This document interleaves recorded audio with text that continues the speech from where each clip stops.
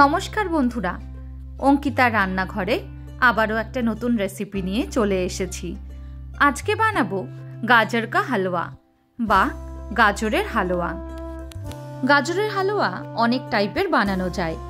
আজকে আমি যেই রকমটা বানাচ্ছি আপনারা অবশ্যই একবার ট্রাই করে দেখবেন। প্রথমেই দুধটাকে খুব ভালো করে ফুটিয়ে নেব।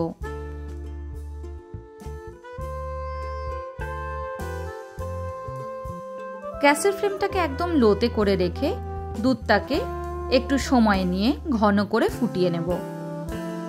দুধটা ঘন হয়ে আসলে তার মধ্যে দিয়ে দেব আগের থেকে কুড়িয়ে নেওয়া গাজর। গাজরটাকে দিয়ে খুব ভালোভাবে একবার নেড়ে নেব। গ্যাসের ফ্লেমটাকে একদম লোতে করেই রাখতে হবে। এবার গাজরটা ভালোভাবে সেদ্ধ হয়ে যাওয়া অবধি খুব ভালো করে গাজরটাকে নেড়ে নেব।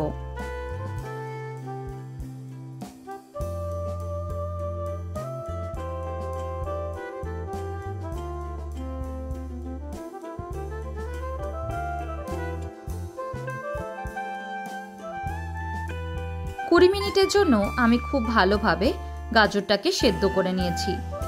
এবার গাজরের মধ্যে দিয়ে দেব চিনি। গাজর যদি 1 বাটি হয় তাহলে চিনির পরিমাণটা হাফ বাটি হবে।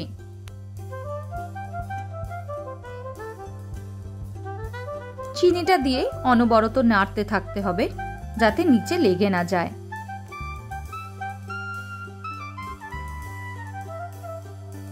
শীতের দিনে এইভাবে গাজরের হালুয়া বানিয়ে রুটি পরোটার সাথে আপনারা খেতে পারেন।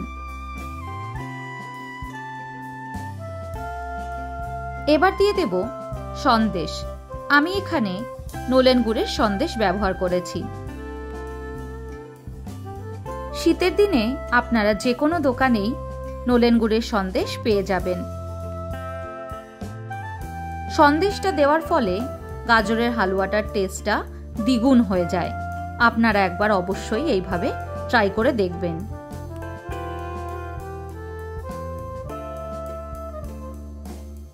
বাড়িতে এই সময় কোনো অতিথি এলে এইভাবে গাজরের হালুয়া করে আপনারা অনায়াসে দিতে পারেন।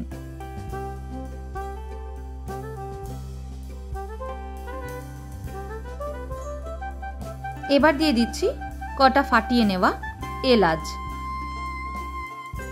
এলাচটা দিয়েও খুব ভালোভাবে একবার মিশিয়ে নেবেন। যেহেতু আমি গাজরটাকে কোনো রকমের ভেজে তারপরে ইউজ করিনি, তাই সবার শেষে দিয়ে দিচ্ছি আমি ঘি। ঘিটা দিয়ে খুব ভালোভাবে নেড়ে নেব। অবশ্যই মাথায় রাখবেন গাজরের হালুয়া করার সময় গ্যাসের ফ্লেমটা কিন্তু একদম বাড়ালে চলবে না। এবার ওপর দিয়ে ছড়িয়ে দিচ্ছি ড্রাই ফ্রুটস। আমি এখানে কিশমিশের ব্যবহার করেছি। আপনাদের বাড়িতে যদি কাজু বা আমন্ড থাকে আপনারা সেগুলোও ব্যবহার করতে পারেন। গাজরের হালুয়া একদম তৈরি। আপনারা চাইলে এটাকে গরম গরমও খেতে পারেন, আবার একটু ঠান্ডা করেও খেতে পারেন। আজকের রেসিপিটা কেমন লাগলো অবশ্যই আপনারা কমেন্ট করে জানাবেন। আজকের মতন এইটুকুই।